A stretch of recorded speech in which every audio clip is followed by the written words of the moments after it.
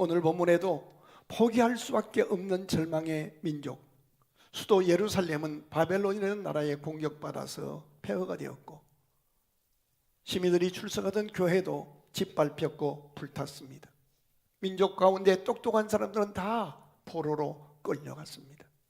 어디를 둘러보아도 희망이 보이지 않는 절망의 상황에서 그래도 믿음으로 살아보려고 몸부림하는, 포기하지 않는 에스겔이란 젊은 청년에게 하나님이 다시 은혜를 주셔서 자신만 일어서는 것이 아니라 절망의 늪에 빠진 민족을 다시 부흥시키는 새 역사를 시작해 하신 것이 오늘 본문의 배경입니다.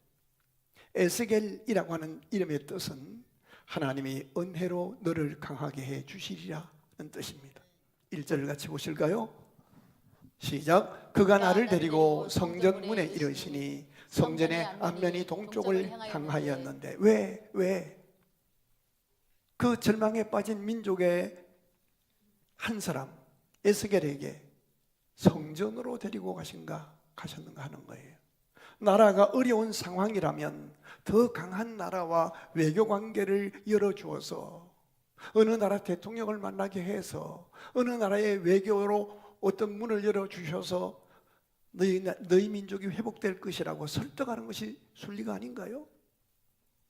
사업이 부도위기에 몰렸다면 아무개를 만나보거라, 내가 그 마음을 감동해서 너에게 돈을 빌려주게 하리라, 이렇게 하셔야 이해가 될 텐데 하나님은 에스겔을 성전으로 데리고 가신 겁니다. 성전은 단순한 건물이 아닙니다. 여러분이 예배당에 출입하는 예배당은 같은 벽돌로 지은 건물이지만 단순한 건물이 아닙니다. 창조주 하나님이 임재하는 곳이요, 하나님은 어디에나 계신 분이시지만 특별히 그곳에서 말씀을 내리시고 성령으로 감동하셔서 역사하시는 현장이요, 하나님이 연약하고 부서진 인간에게 다시 은혜를 주시는, 하나님이 인간을 향해 찾아 내려오신 은혜의 자리입니다. 때문에 하나님이 에스겔을 성전으로 데리고 가신 겁니다. 오늘 본문을 읽다가 두 번째 질문이 생깁니다. 성전에 데리고 가셨는데 가서 보니까 성전 문지방에서 웬 물이 흘러나오는 거예요. 처음에는 서며 나오더니 발목까지 차고 무릎까지 차고 허리까지 차고 큰 강을 이루고 있는 거예요. 아니, 민족이 어려운데 성전에서 물 흘러나오는 게 그게 무슨 의미가 있겠어요? 왜 성전 문지방인가 하는 거예요. 이것은요, 하나님의 임재가, 하나님의 은혜가 인간에게로 흘러나오는 출구가 있다는 거예요. 일단 성전 문지방을 넘어 성전 안으로 들어와야 하나님의 살리는 은혜가 그의 영혼과 그의 육체와 그의 삶에 임한다는 상징이에요. 오늘 여러분이 성전 문 안으로 들어오신 것은 너희가 나를 택한 것이 아니요 내가 택하여 세웠나니, 아멘. 아버지께서 오게 하지 아니하시면 아무도 내 앞에 올 자가 없느니라. 예배당 안까지 오신 것은 하나님의 살리시는 은혜가 여러분을 향해 시작된 줄 믿으시기를 주의 이름으로 축복합니다. 2절 보실까요? 시작. 그가 또 나를 데리고 어디로 갔어요? 북문으로 처음에는 나가서. 동문으로 갔어요. 근데 이번에 북문으로 나가서 바깥길로 꺾여서 동쪽을 향한 것을 보게 하셨어요. 그랬더니 번쩍 물이 그 오른쪽에서 어떻게 나오더라? 서며 나와요. 왜 북쪽으로 데리고 가셨는가 하는 거예요. 지금 나라가 민족이 어려운데 예배당으로 데리고 가서 문지방에 넘게 하고 그 다음에 동쪽에서 보게 하고 또 끌고 북쪽으로 가서 보게 하신 거예요. 성전 구조를 보면 처음 성전 문지방 아래에서 물이 나오는 것을 보게 했습니다. 그런데 그 자리에 서 있으면 물의 전체 흐름을 볼 수 없잖아요. 그래서 하나님은 에스겔을 북문으로 데리고 가셔서 바깥쪽에서 다시 안쪽을 향해 보게 하신 거예요. 의미는 하나님의 은혜는 성전 안에만 머물러 있는 것이 아니라 밖으로 흘러온다는 사실이에요. 하나님의 은혜는 하나님의 살리시고 열어주시고 회복하시고 응답하시는 하나님의 은혜는 나만 받고 내게만 저장하는 것이 아니라, 이기적인 복이 아니라 나를 통하여 내 후손들에게, 이웃에게 흘러가게 하시는 은혜라는 것입니다. 그런데 오늘 본문의 2절에 보면 또 다른 표현이 있어요. 보니 물이 서며 나오더라. 서며 나오더라. 손바닥만큼 이렇게 물이 콸콸 나오는 게 서며 나오는 거예요. 이게 뭔지 아세요? 성경을 읽어가다 보면 민족이 어려웠을 때 하나님이 엘리야라는 선지자를 통해서 하나님의 응답의 축복의 구름을 보여주시는데, 큰 소낙비가 내리기 전에 손바닥만한 구름 징조를 먼저 보여주셔요. 하나님은 우리를 회복시키실 때 자세히 보아야 알 수 있는 서며 나오는 작은 징조를 먼저 보여주십니다. 한 걸음 떨어서서 자신이 걸어온 인생길을 돌아보고 다시 믿음의 눈을 열어서 오늘 문제를 보면 손바닥만한 하나님의 응답과 회복의 구름이 흘러나온 것, 서며 나온 것을 볼 수가 있습니다. 올해 여러분에게는 어떤 축복의 징조가 보이시나요? 세상 말 가운데 물 들어올 때 노져야 한다 그렇게 말합니다. 하나님이, 예수님이 직접 말씀하셔요. 날이 흐리면 비가 올 줄 알면서, 천기는 구별할 줄 알면서 왜 하나님의 때를 분별하지 못하느냐고 탄식하십니다. 개인마다, 가정마다 2026년도에 각 다른 과목으로 하나님이 은혜의 회복의 은혜의 물을 허락하실 줄로 믿습니다. 믿음의 눈이 열리고 가슴이 열려서 내 인생을 향하여 하나님이 주시는 축복의 소낙비의 손바닥만한 징조의 구름이 보여지는 은혜가 있기를 주의 이름으로 축원합니다. 엉뚱한데 옳고 그름을 따지고 시시비비 가리고 그렇게 신앙생활하지 마세요. 나를 향한, 우리 교회를 향한, 우리 가정을 향한 축복의 사인이 보여지는 은혜가 있기를 주의 이름으로 축원합니다. 그런데 왜 하필 성전에서 물이 흘러나오게 했는가 하는 거예요. 물이 어떤 의미가 있는가 하는 거예요. 물은 생명이 존재하기 위해서 없어서는 안 될 생명의 근원이요, 생명 유지의 귀한 요소입니다. 창세기 2장 8절에 보면 에덴 동산에서 발원하여 동산을 적시고 갈라져서 흐르는 강물이 되었다고 네 강이 발원하고 있음을 설명합니다. 시편 46편에 보면 그날의 생수가 예루살렘에서 흘러나왔다고 말씀하고요. 계시록 22장에 보면 맑은 생명수의 강을 내게 보이시니 하나님과 어린 양의 보좌로부터 나서 길 가운데로 흐르더라. 강 좌우에 생명나무가 있어 12가지 실과를 맺히되 달마다 그 실과를 맺히고 그 나무 잎사귀들은 만국을 소성하기 위하여 있더라 라고 설명합니다. 그리고 요한복음에 넘어오면 생수의 강이 있는데 이것은 믿는 자가 받을 성령이라 말씀합니다. 다시 말하면 우리의 영혼과 삶을 살리는 것은 사람의 능력과 경험이 아니라 성령의 은혜로 가능하다는 것입니다. 우리 위에 죽으시고 부활하시고 성령으로 인치시고 오셔서 기름 부으시고 가장 좋은 은사로 나타나시고 성령으로 역사하시면 아무리 절망 가운데 빠진 개인과 가정과 민족과 공동체도 살리시는 은혜가 임한다는 약속입니다. 인간적으로 길이 보이지 않는 절망의 상황에 빠져 있는 백성들에게 다시 살아나는 생명의 역사가 성령의 은혜로, 성령의 능력으로 가능하다는 말씀입니다. 그런데 그 살리시는 하나님의 은혜가 임하는 과정이 독특합니다. 처음에는 문지방에서 서며 나오는 작은 물입니다. 눈에 잘 띄지도 않아요. 그런데 그것이 흘러서 발목을 적셔요. 허리까지 차올라요. 결국 큰 강이 돼요. 이것이 바로 하나님이 인간을 절망에 빠진 죽을 수밖에 없는 인간을 살리시는 하나님의 은혜의 방식입니다. 마음을 열고 자세히 보지 않으면 느끼지 못하는 손바닥만한 작은 서며 나오는 물이에요. 작은 일로예요. 당사자가 아니면 느끼지 못하는 작은 감동으로 시작하십니다. 그러나 하나님의 은혜는 멈추지 않습니다. 점점 쌓여서 후에는 어느 누구도 그 무엇도 막을 수 없는 은혜의 강이 되어 충만하고 풍성하게 살려내는 축복의 강으로, 그래서 그 당사자를 살아나게 하고 살린 다음에 그만 먹고 떨어지는 삶이 아니라 후손들에게 이웃에게로 흘려보내는 보람되고 의미 있는 복된 삶을 살게 하시는 은혜로 임하는 것입니다. 그렇습니다. 하나님의 살리시는 은혜는 환경의 변화나 인간의 노력으로 되는 것이 아니라 하나님의 은혜로 시작되는 것이기에 그 누구도 하나님의 은혜와 사랑 안에서 제외될 사람이 없다라는 선언이 본문의 말씀입니다. 마태복음 11장 28절에 보면 수고하고 무거운 짐진 자들아 다 내게로 오라. 다 내게로 오라. 똑똑하고 잘나고 완벽한 사람만 오라 그러지 않습니다. 다 내게로 오라. 내가 너희를 쉬게 하리라. 하나님의 살리시는 은혜에서 제외될 사람은 아무도 없습니다. 요한복음 3장 16절에 보면 하나님이 세상을 이처럼 사랑하사 독생자를 주셨으니 이는 저를 믿는 자마다 멸망치 않고 영생을 얻게 하려 하심이라. 누구든지 예수 믿으면. 그렇습니다. 진정한 회복은 우리가 만든 것이 아니라 하나님으로부터 시작됩니다.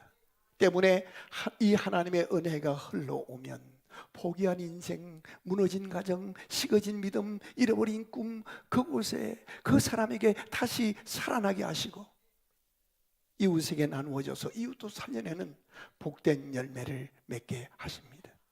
오늘 우리가 읽은 에스겔서 47장 본문은 내가 절망한 그 현장, 그 사건, 그 자리까지 하나님의 은혜는 흘러옴을 약속합니다. 내가 너에게까지 은혜로 흐르게 하리라. 내가 너를 통해 축복의 강물이 너의 후손과 이웃과 도시에게 열방에 흘러가게 하리라. 이 47장 에스겔 47장의 선언이 42주년을 맞이한 우리 모두가 들어야 할 하나님의 선포요, 하나님의 약속입니다. 하나님은 지금 이 순간에도 살리시는 은혜를 흘려보내고 계신다고 저는 믿습니다. 문제는 내가 성전 밖에서 서성대고 있기 때문에, 내가 아직도 내 능력, 내 경험, 내 판단으로만 살려고 무거운 짐을 지고 허덕거리고 있기 때문에 하나님의 은혜가 흘러오지 못하고 있는 것입니다. 오늘 조용하지만 단호하게 이렇게 기도했으면 좋겠습니다. 하나님, 내 인생에도 하나님의 살리시는 은혜가 다시 흘러오게 하옵소서. 막힌 곳을 열어주옵소서. 포기한 그곳, 그 문제, 그곳까지 하나님의 은혜가 다시 흐르게 하옵소서. 오늘 에스겔서 47장은 멈춘 인생에 다시 흐르게 하시는 하나님의 사랑의 이야기요, 바로 나를 부르시는 하나님의 호소요 애절한 초대입니다.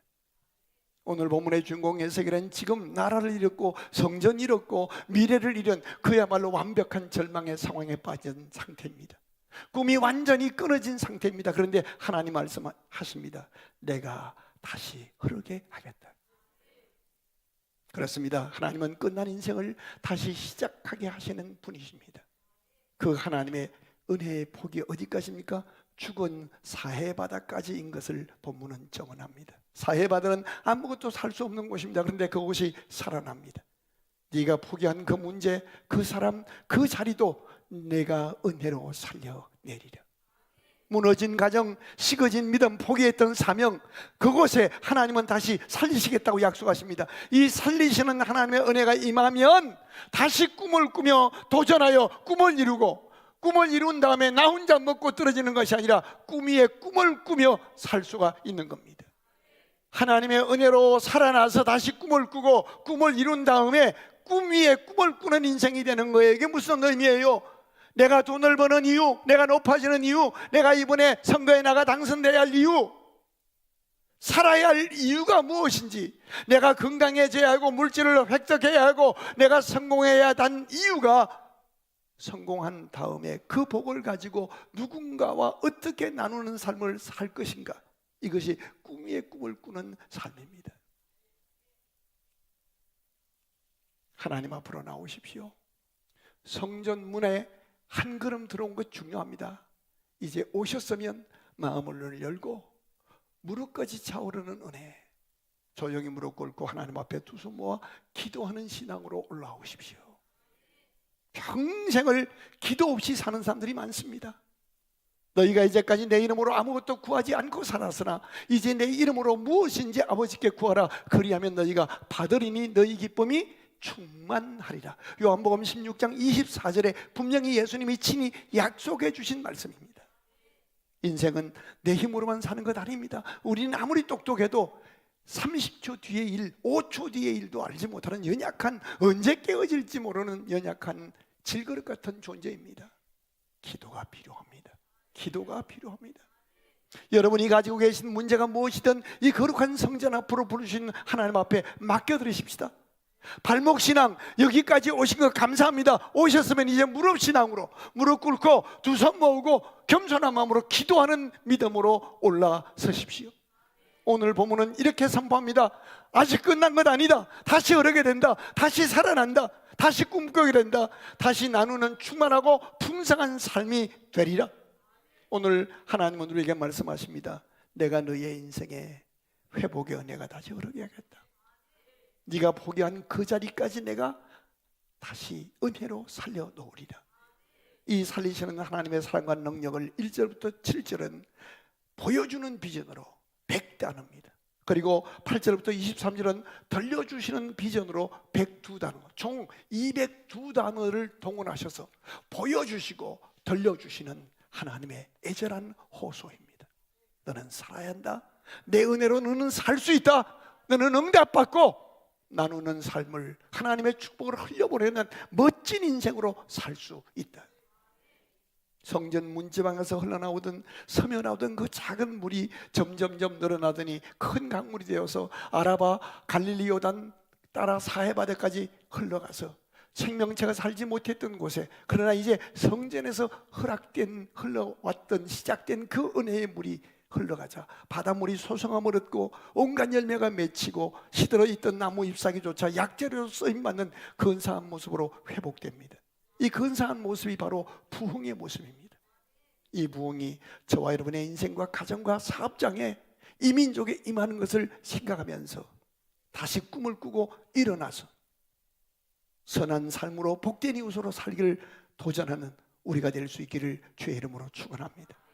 하나님의 이 부흥의 역사는 어떤 상황에서도 포기하지 않는 사람, 믿음을 가지고 하나님 앞에 기도로 도전하는 사람을 통해서 하나님은 이루십니다. 우리의 과거가 어떠하든 오늘 우리의 모습이 어떠한 모습이든 하나님은 여기까지 우리를 부르셨습니다. 혹 예배당에 나오지 않고 방송을 듣고 있다면 이것 또한 하나님의 살리시는 은혜가 이미 여러분 무릎 앞까지, 가슴 앞까지 도달한 것인 줄 믿으시길 바랍니다.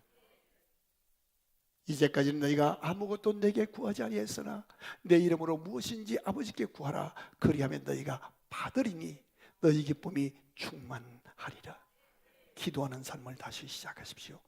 여러분은 혼자가 아닙니다. 두세 사람이 내 이름으로 모여 합심하여 무엇인지 구하면 내가 하늘에서 듣고 이루리라. 복된 이웃이 있습니다. 우리가 함께 하겠습니다. 교회는 옳고 그름을 따지는 곳이 아니라 있는 모습 그대로 서로 안고 위하여 기도하는 곳입니다. 설교를 마무리하면서 오늘 본문에서 우리가 꼭 보아야 할 구절이 있습니다. 11절입니다. 시작. 그 진펄과 개펄은 되살아나지 못하고 소금 땅이 될 것이다. 자, 이제 완전히 끝난 땅입니다. 그런데 계속 읽어가다 보면 진펄과 개펄이 이제는 사람들에게 없어서는 안 되는 요긴한 소금을 생산하는 중요한 사명을 감당하는 보람과 의미의 땅이 되게 하시겠다는 약속입니다. 다시 말하면 패자 부활전의 역사가 가능하게 하겠다는 겁니다. 어떤 상황에서도 포기하지 말라. 내가 너를 다시 살리리라. 세상이 너를 실패자라고 대할지라도 하나님께는 패자 부활전이 가능하니, 이 말입니다. 우리가 믿는 예수님을 성경은 이렇게 묘사합니다.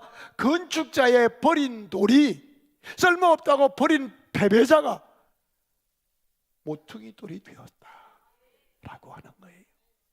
일본에 마스시다 고노스케라는 사람이 있습니다. 좀 띄워주실까요? 이 사람입니다. 사업 위기도 여러 번 겪었습니다. 죽을 고비도 넘겼습니다. 근데 그는 이렇게 말합니다. 넘어지는 것은 실패가 아니다. 넘어진 그 자리에 주저물러 앉는 것이 실패다. 다시 말씀드립니다. 넘어지는 것은 실패가 아니다. 넘어진 그 자리에 주저물러 머무는 것이 실패다. 우리는 다 실패할 수 있습니다. 그러나 다시 일어나야 합니다. 우리 힘으로는 안 됩니다. 우리를 지으시고 우리 위해 죽으시고 죽음을 이기고 부활하신 예수 그리스도의 이름으로 성령의 감동과 감화와 능력으로 다시 흐르는 은혜로 일어날 수 있습니다. 이 고노스교는 다시 일어납니다. 그리고 결국 세계적인 기업 파나소닉을 세운 회장이 되었습니다. 우리 교회는 패자 부활전이 가능한 교회가 되기를 꿈꿉시다.